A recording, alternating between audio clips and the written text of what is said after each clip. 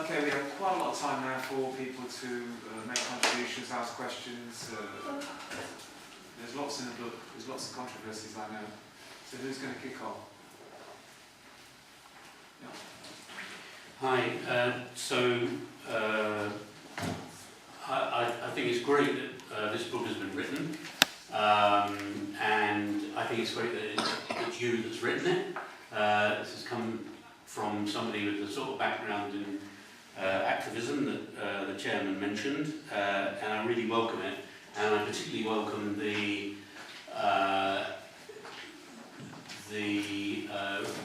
strong tone you've taken about the left in the 20th century and its refusal to, by and large, I don't even like using the term the left in many ways, given things we've seen in recent times, people celebrating the fall of Ghouta to the Allied forces and stuff like that.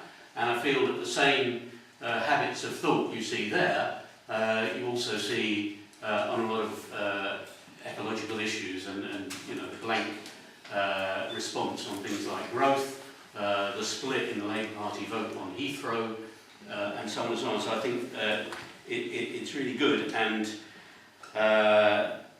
I think we need and I completely agree with you that the theoretical discussion has to be not about achieving an economically and socially just society, as though that's easy, but achieving an economically, socially just society that actually lives in harmony with nature instead of at war with it. So I really think that's setting the agenda very well. Like you, I know nothing could have been further from my mind when you were active. You were active in the unions and so on. I was active as a Trotskyist in the 70s, the 80s, and nothing could have been further from our minds than kind of synthesising this with ecology in the way that, as you said, people like Andre Gauss to me was a big discovery. Having said that, I don't agree with some of the conclusions you've come to, but that's fine. And I think one of the things our generation of progressive thinkers, leftists, radical left, call it what you like, socialists, one of the things we have to do is not talk to each other. So let's try talking to each other. So just a couple of things. First, I've read most of this, most of it last night. So first, your 12 years, right? Now the 12 years was in the this report that was produced by the Intergovernmental Panel on Climate Change on the 1.5 degrees. And actually it's a headline in The Guardian, it's not in the report. I think it's important to be accurate. And not only do we have to talk to each other, by the way, but we have to learn to talk to scientists and people who know stuff. And we have to think about technology, which is another thing where the left has a giant kind of black hole in its thinking. But these scientists there's obviously an establishment group of scientists who coalesced around the IPCC, and they put this stuff about 2030. What they say is, you've got to cut carbon by 45% or something by 2030, otherwise you're never going to get onto this 1.5 degrees. It's good in the sense that it's telling you the scale of the problem, but for people in Bangladesh or people affected by the cyclone, 12 years is like a hell of a long time. And there's one of the problems with climate change is it's a rolling effect. But I also think, just as Bangladesh, it's already a life-threatening reality. Also, the world's not going to fall off the edge of a cliff on the 1st of January 2030. It's a rolling process. So, I think what we have to do. I suppose this is where I had a problem with your. I think we have to I don't see how you can separate this from fighting against capitalism. I completely agree. What could be more idiotic than seeing these people from the Socialist Workers' Party going to the demo of these school students with their bloody placards, when everybody's got a better placard that they've made the night before at home, by the way, with their mates, and they turn up with the same placards, no solution but revolution, please, get a grip. But having said that, I just don't see how you can. So you get to page 172, which I got to last night. if the problem is simply capital, you said more or less the same thing here. If the problem is simply capitalism, this implies in reverse that its removal would resolve partially at least the ecological crisis. Now, I completely agree with you that the problem started in the, the agricultural quote revolution, unquote, as we always used to call it, or you could go before that, the destruction of the megafauna. But I do think overthrowing capitalism would make a huge difference, and that brings me on to the next point, which is consumption. Now you've got page 117. You quote the start of the IPCC report. Globally, economic and population growth continue to be the most important drivers of increases in carbon emissions from fossil fuel combustion. Right? And I totally accept your thing that you're not concentrating on climate change. I don't want to steal your thunder. I also wrote a book, and I did focus on the fossil fuel thing because that was what I knew about. And I've gone around giving talks, and I've quoted exactly this bit here, because I think that if you draw a graph, you see economic growth, there's a correlation, right, with fossil fuel use. But actually population, so you see China, the population going up, but you see China, the fossil fuel growth goes like that in the early 2000s. Why? Because all the energy-intensive industrial processes are moved to China, right? And that consumption is by the economy. It is by people, but it's not mostly by people. It's by the whole economy as a whole process, and that's where obviously capitalism comes in. It's not just that wealthy people consume more, they do, but it's that there are systems which are controlled by these people which consume these fossil fuels. And so this is the last point I'm going to pick with you. The other thing I was a bit surprised about, when I've been arguing about this, the system I always talk about is the urban transport system, right? Which is dominated by mobile metal armchairs called cars. So that Atlanta, the US, Barcelona in Spain, same standard of living, same population, Atlanta has 11 times more greenhouse gas emissions per head because they're all sitting in these bloody SUVs. But it's not just a car. It's not just the internal combustion engine. It's a piece of technology. It was a smart piece of technology when it was invented in 1880, whatever it was. It's the whole social and economic, the big car corporations and all. So I just don't see how you can separate it. And the car culture, of course, that they support. The young men advertised to make them think that the best thing is to drive around in a big set of wheels and so on. I completely don't agree with you that electric cars, unless you're producing all your electricity from renewables, right, you're not actually gaining anything by having electric cars. You need to change the whole culture. Everybody needs to live like they do in Amsterdam in the sense of public transport. Those obviously become very practical policy issues in the Labour Party. I'll shut up. That's right. Thanks very much, please. Can I ask you a very short question? We're a bunch of mostly over 50s here, and we're seeing this enormous movement of young people over climate change and ecological issues. And I'd like to ask Alan what he thinks the central demands that we can put forward are that would link socialists, progressives, to and give leadership to and help those young people move forward in a direction which we believe would be would lead towards the aims that we all have of a more just and socialist society. We'll take a few more questions then come back in. Yeah. Thank you. That was very good. You said that banning things, like government banning things, or that would have a sort of resentment from the public. But if they were to ban things that didn't directly affect people, say banning fruit, varied fruit from all over the world and imports, that would upset people. But I think if they were to do things like ban industry from doing certain things, so say, okay, you've got 3 years to get rid of any packaging, single-use plastic packaging has to be replaced with something that is biodegradable or reusable. Hopefully it would all be reusable because you'd be overwhelmed with that too, but maybe capped at a limit, so that people would really feel the effect government still can intervene. I'm sure you've actually detailed that already. Thank you.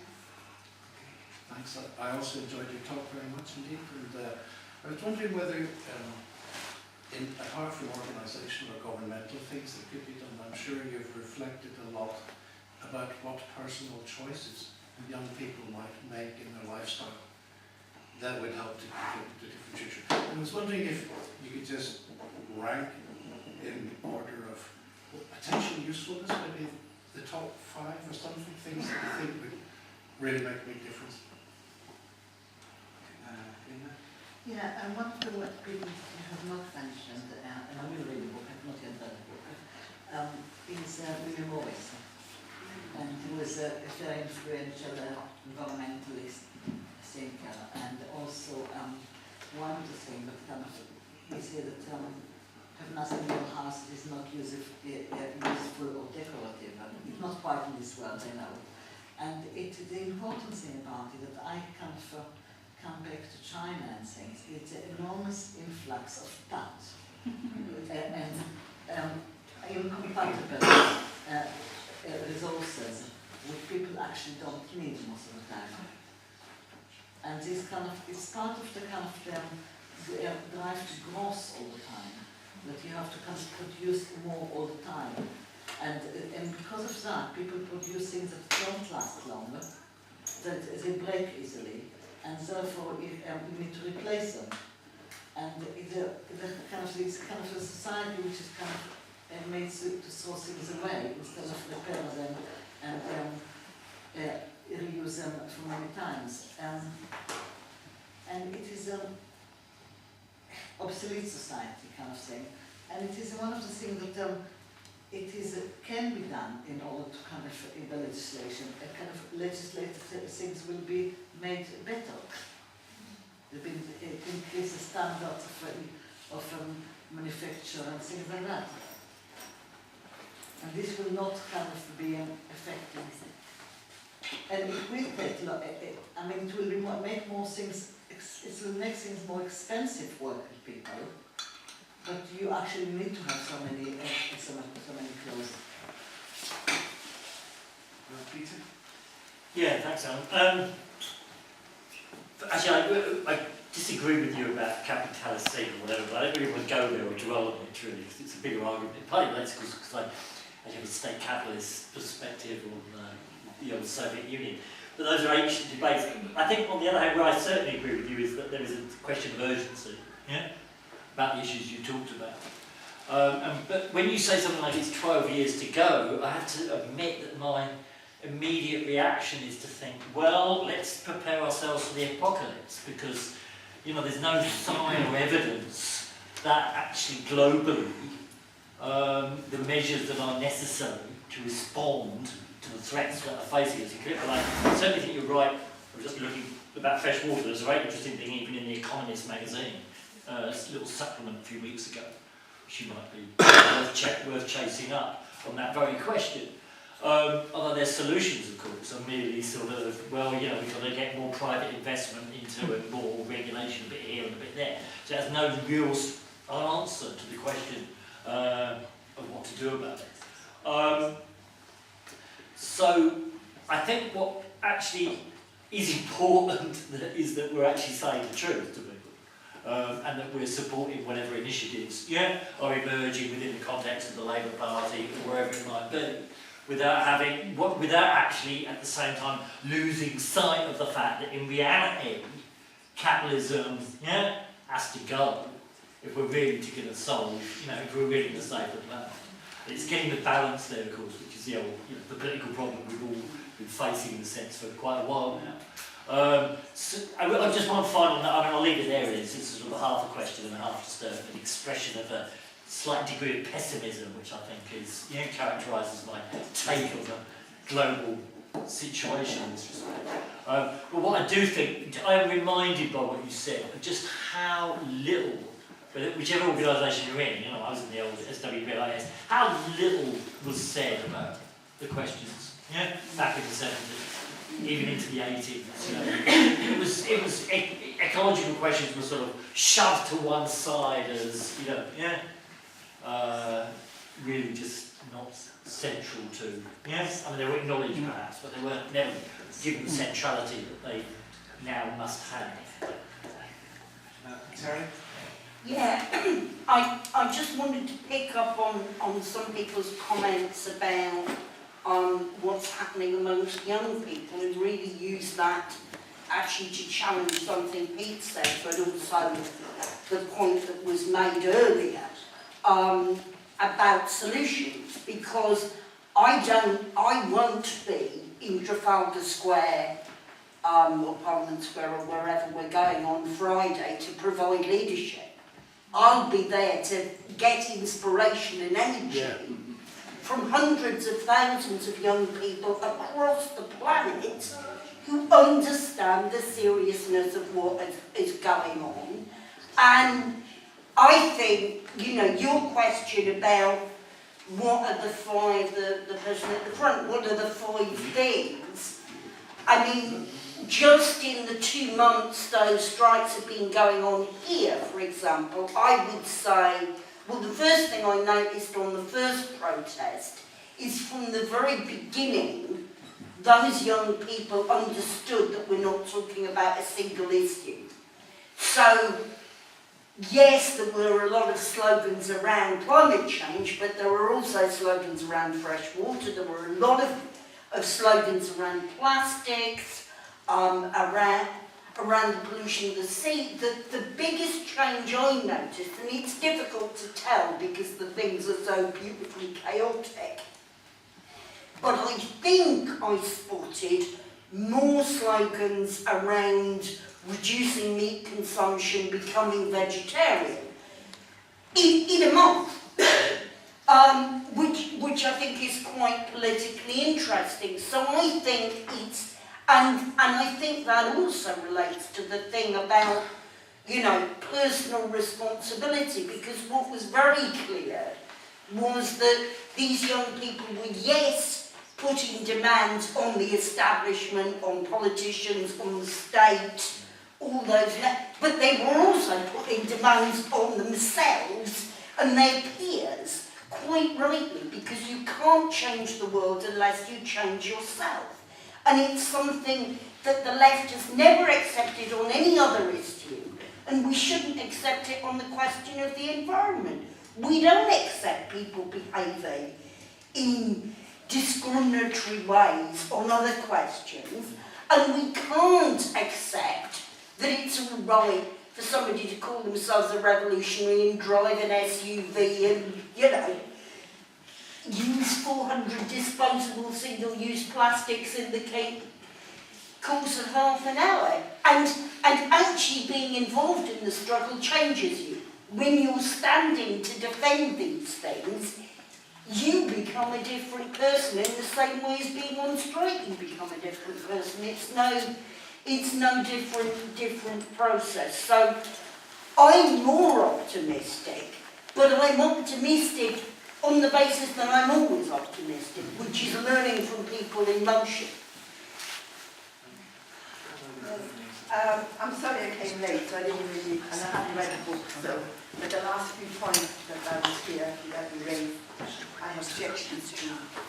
And I don't know whether you actually raised the 1 million climate job booklet that the major trade unions in this country have published. It is about replacing jobs of the workers with jobs that reduce the destruction of our environment and the destruction of the air and the land. And there is a possibility, this is the real basics of a debate, which I think we should have.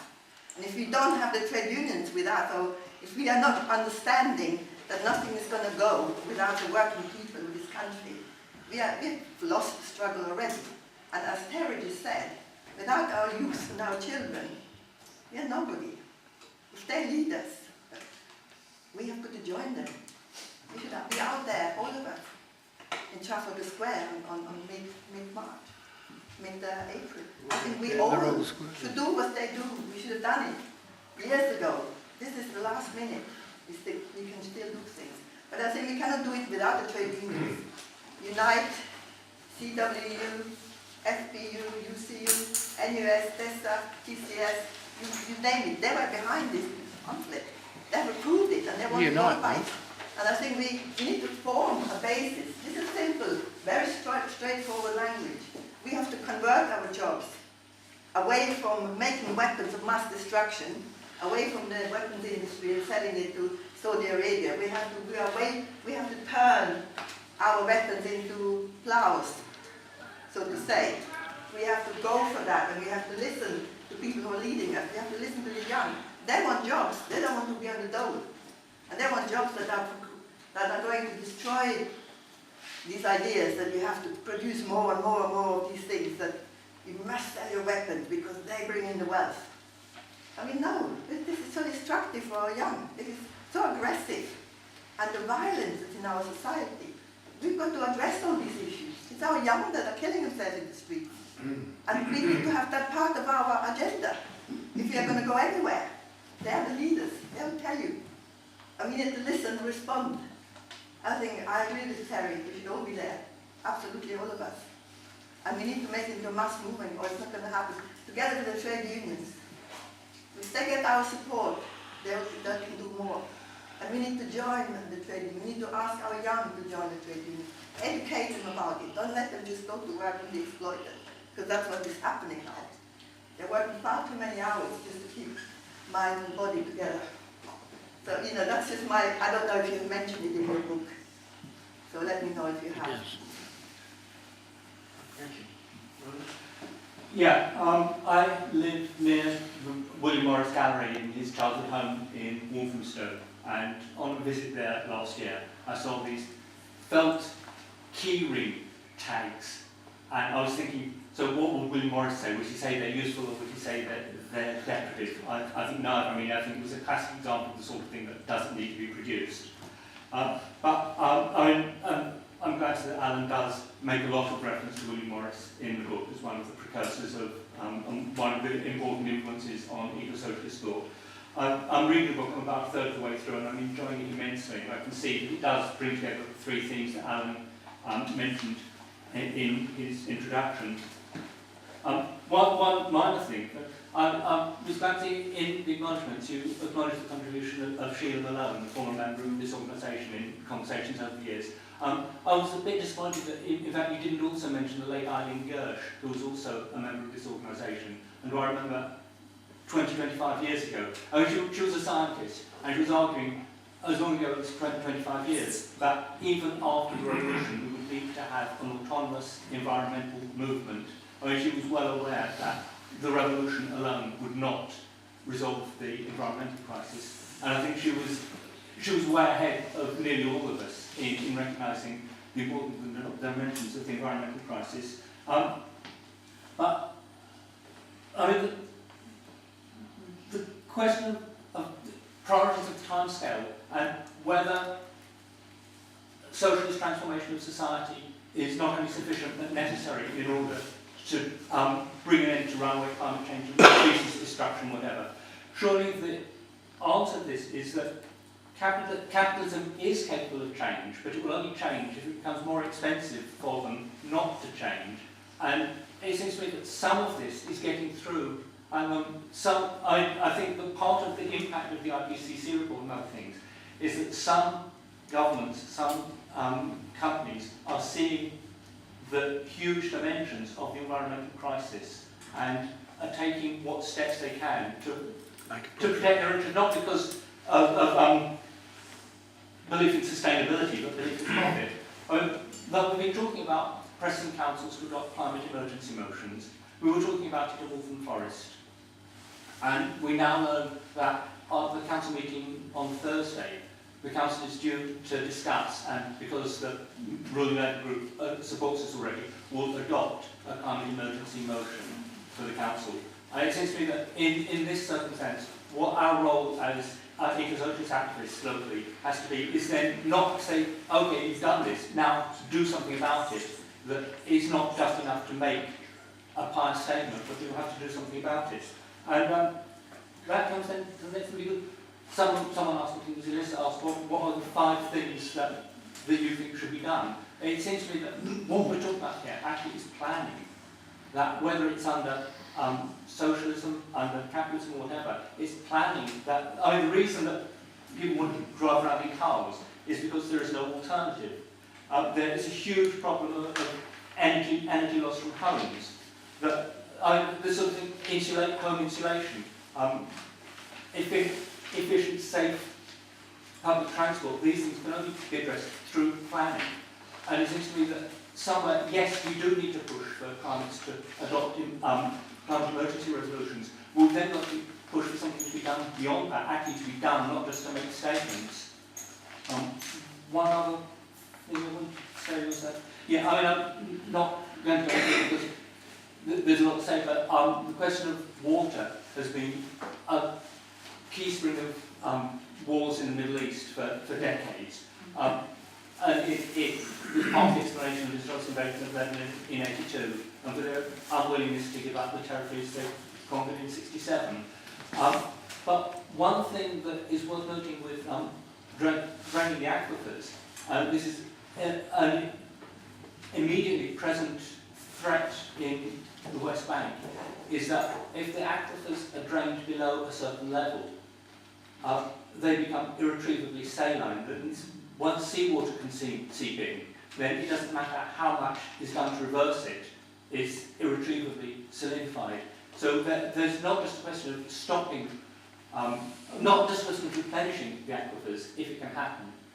I mean, if the flow of the River Jordan was increased and it sounds too honest to say that the Dead Sea is dying because of the water being damaged. But this water is also then not reaching the aquifers. But in a very few years, even if the water does reach the aquifers, it will no longer be usable because of draining it below the sea level. So that's an immediate problem that is not being addressed. Anybody else on that? I can't see. No? I can't see.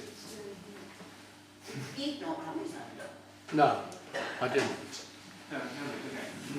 I just want to make one little point. Fred, sorry, Fred, go on. Fred, sorry, absolutely right. Sorry, Fred. I just wanted to say, I mean, just taking up this point about some capitalists, yes, recognise, and we saw the Paris Accord and all the rest of it. But what we've had in the last half decade is the emergence of this irrational, rising right-wing movement across the world, including a government in Brazil that's promising to concrete over the Amazon basin, a president of the USA that says that climate change is just a hoax, blah, blah, blah. Now, I very much support the comrades who say we should be looking to the youth to lead on this. Because when I went to that first demonstration, it was absolutely clear that they saw the links in all of these things. They saw how all this stuff hangs together. And their anger was precisely because they said, you talked at these, I mean, I don't have to actually refer to Paris, but you talked all this, but what are you actually doing about it? Now, I think in terms of the, now I want to say something about the transport thing in Britain, which I feel very angry about. As a poor pensioner in London, I try to get out of London. I can get to Amersham or Chesham on the tube, but then I can't get buses anywhere because there are no rural bus network anymore in this country.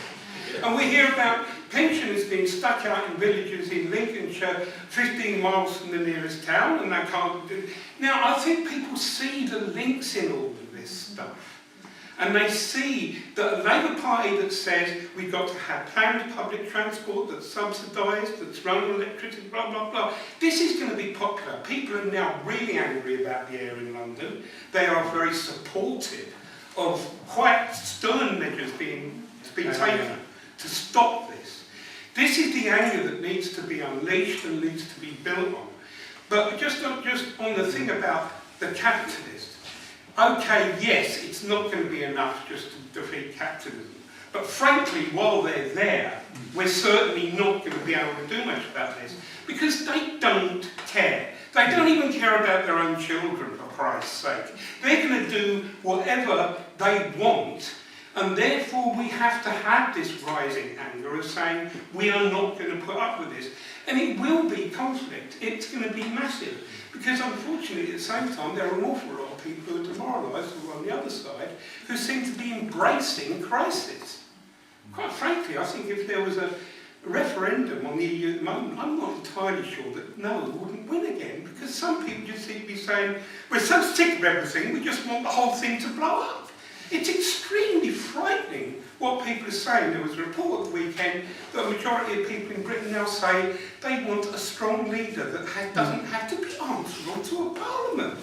I mean, any of us, we're all his, you know, people who've been on the left, I think, from the 60s and 70s. That must be terrifying for all of us with our understanding of history of what's going on at the moment. But the great hope was that, I mean, that the nature of that youth movement. I mean, the last one, the fact, all right, only in small numbers in India, but I mean, countries where there haven't been youth uprisings, that these youth are seeing themselves as part of this international youth activity must be something for us to be optimistic about and wanting to feed into. But we need to be not teaching them, we need to be learning from them. Very, very brief. I think one of the issues you touched upon was the need for an environmental campaign even after the overthrow of capitalism. And I think we can see that that idea has been around for a very long time. I recall reading books in, I think, the 70s, where people from the Soviet Union were explaining what the problems of the industrialisation and therefore the environmental destruction of parts of the Soviet Union were causing, and calling for action against it. So that's an example, I think, that we should be using. But even there were people already calling out about the ecological destruction. And I've just got one proposal about what to do in a sense, because it seems to me that, yes, the anger of the youth is very, very important and will drive a lot of the campaign forward. But within the trade unions, why aren't we raising the demand that in each workplace there is an environmental committee making an audit, proposing changes? In some places that's possible now. In others we should be arguing very carefully and clearly that the unions take on that role. We should share a space. Okay. I know. It's not So, really powerful. I think if you give Alan time to respond now, I was going to ask if I'll leave it. So I'll ask Alan to try and respond briefly to all those points. Well, the conclusion I've reached is that the balance of my introduction was wrong. I should, and much less on the historical issues and much more on the contemporary situation. No, it's in the book. Just I didn't choose it. It is in the book. I didn't choose it. Although, of course, I finished this book at the end of last year, October. It's sort of been a production process since then, and a bit of amendment of things. But you know, when I wrote the introduction to this book in October last year, Extension, on the day I finished it on a Saturday, Extension Rebellion were blocking the bridges in the centre of London. And I just managed to mention that in the conclusion. This fantastic movement of young people didn't exist at all at that time. So things can move, as people have said, things can move incredibly quickly. But I'll come back onto that just in a minute. I didn't mention the Million Jobs campaign. I mean, I've been involved in it for years. I've been involved with the campaign against climate change for 10 or 15 years. I've been involved in, you know, to some extent writing both of the pamphlets.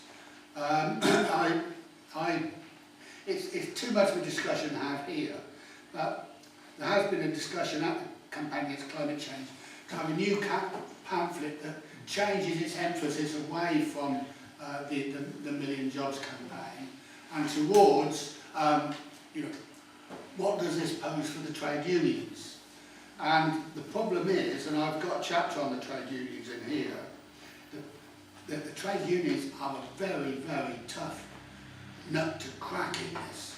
You know, if we were relying on the trade unions for initiatives, we would be very deep in deep problems.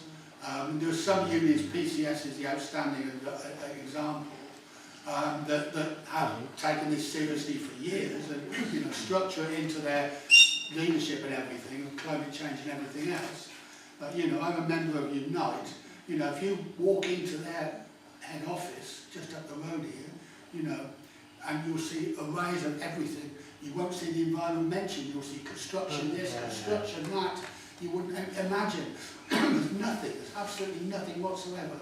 The unions are a very, very tough job, and I think the unions will be dragged into it more than the unions given a lead. I can't see the unions given a lead on this, unfortunately. We are being dragged into it. So just okay. So a few of these things on the issue of capitalism. I seem to have not made myself clear at all. I'm not saying getting rid of capitalism wouldn't be a very good thing and putting us in a much better position to defend the environment. What I'm saying is, as an immediate demand, it's useless. If getting rid of capitalism in the next 12 years is the answer to climate change, there is no answer to climate change. It's not going to happen in the next 12 years. We used to talk about something called transitional methods and transitional demands. And my attitude really is that, we fight for environmental measures of capitalism in a transitional way, with the end result being the end of the capitalism. That's the framework that I'm talking about. I mean, in the demonstration in December 2015, in advance of Paris, a big demonstration in London, the SWP placard actually was, in big red letters, "One Solution Revolution." That was actually their placard. And when you drill down to it, what most left ecologist writers are saying when it comes to the conclusion, it is end capitalism. And which is great, but it doesn't tell us anything about the struggle at the present time.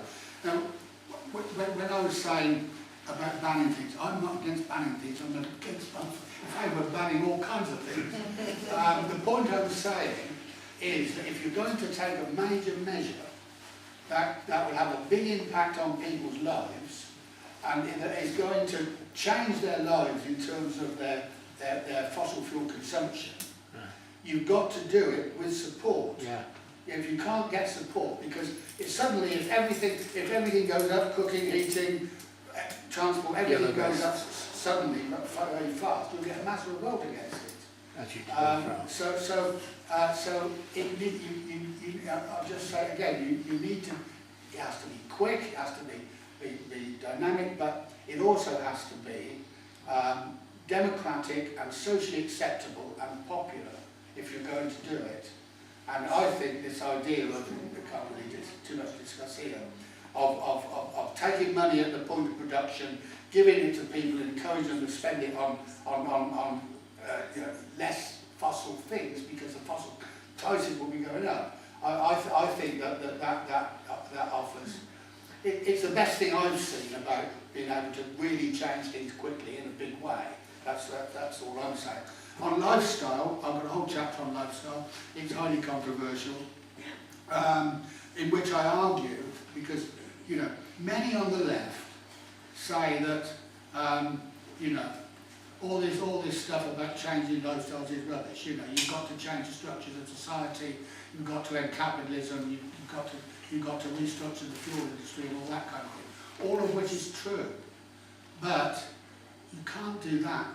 First of all, domestic decisions taken in a domestic setting in terms of fossil fuel consumption in domestic setting is 48%. It's not a small amount when you decide at home how you're going to run your house, what heating you're going to have, what transport you're going to have, it's more than a half of total consumption.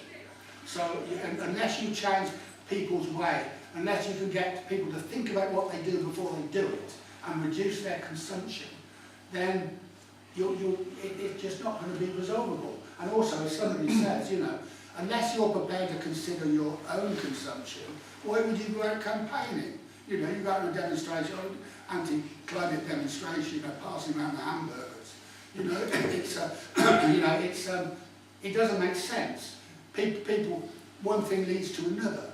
That doesn't mean to say people have all got to do the maximum that could possibly be done, but it means that they need to reduce their consumption and think about their consumption when they do it. So lifestyle is important, personal consumption is important. So anyway, that's what.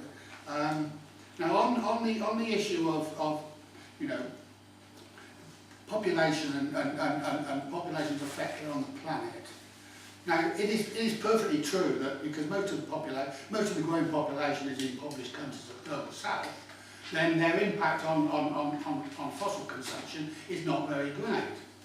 But it misses the point, because in those circumstances, what you're talking about is their ecological footprint, not their fossil footprint.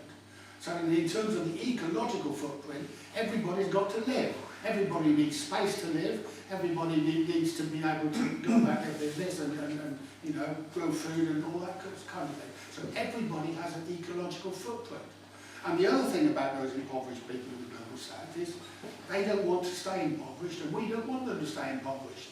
So they may be impoverished at the present time, but they want a higher standard of living. They want to eat more meat. They want to drive more cars. And I think it's a significant problem in terms of population. Now, I know there's a debate on the left about electric cars. And what I argue in here, there has to be a massive reduction in car use. There has to be a massive reduction. And I have a chapter on car culture and the impact of car culture on car use and so on, because car culture is very key to all this. But there has to be a transition. While you're cutting down the use of cars, you can't get rid of all cars overnight. There has to be a transitional stage, and it's not true that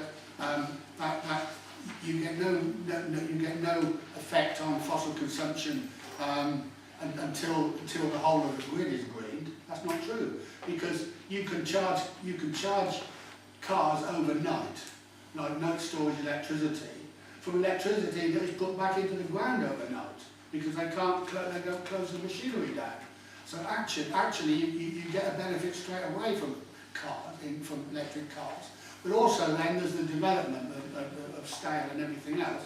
So I think we have to support electric cars. I'm not saying that we want to jam all the cities up with electric cars, but we want to reduce the cars, get rid of internal combustion engines completely, and have a smaller amount of cars running on electricity, with as soon as possible a completely green and national grid. You know, so that's what I think we need to say about cars.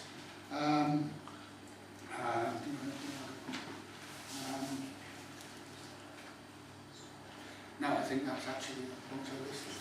Thank you. I think that's probably enough. Really appreciate it.